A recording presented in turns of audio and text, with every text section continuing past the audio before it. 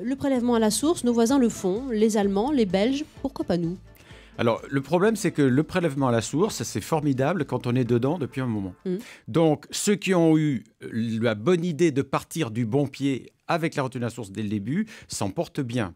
Le problème, c'est que la difficulté, c'est de passer d'un système à l'autre. Et donc, en France, où on a eu le malheur en 1917 de partir du mauvais pied là-dessus, chaque fois qu'on se pose la question, on regarde et puis, on est un petit peu effrayé par cette fameuse transition dont on va parler et qui fait que les hommes politiques, après avoir posé la question, hésitent et puis, quelquefois, souvent, ne passent pas à l'acte. Comme le disait Antonin, c'est une réforme populaire, mais très complexe. Qu'est-ce qui pose problème? En fait, c'est le basculement mécanique. Philippe sur Europe1.fr nous dit l'État perdra une année de revenus. Il ne sera pas possible pour nous de payer 2 fois dans la même année. Donc, il y aura de toute façon un manque à gagner si on change de système? Alors, c'est pas exactement un manque à gagner, parce qu'il y a quelque chose d'assez magique, c'est que comme les contribuables sont des mortels et que l'État, normalement, est éternel, les contribuables y gagnent tous, une fois dans leur vie. Mais l'État, lui, ne perd pas parce que tous les ans, il y a des nouveaux entrants dans le système. Alors, je m'explique très simplement.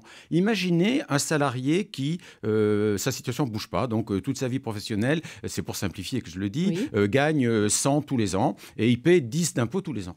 Donc, en 2015, il va payer 10 d'impôts sur ses 100 de revenus 2014. En 2017, par exemple, on fait la réforme et on lui dit vous allez payer directement 10 sur vos 100 de 2017. Oui. Donc en 2016, il n'aura rien payé. On dit mais c'est un cadeau. Sauf que le cadeau, il ne l'a pas tout de suite. Tous les ans, il paie ses 10. C'est quand il partira à la retraite qu'il y aura une année où il aurait dû payer pour l'année d'avant et il ne paiera pas. Et donc, alors à la retraite, il gagne sur le changement de revenus. Puis malheureusement, un jour, il décède et là, il gagne définitivement, ou plus exactement, ses héritiers n'ont pas à payer. Alors, c'est là la difficulté, c'est que l'État, lui, ne perd pas, mais il faut résoudre ce problème de la première année.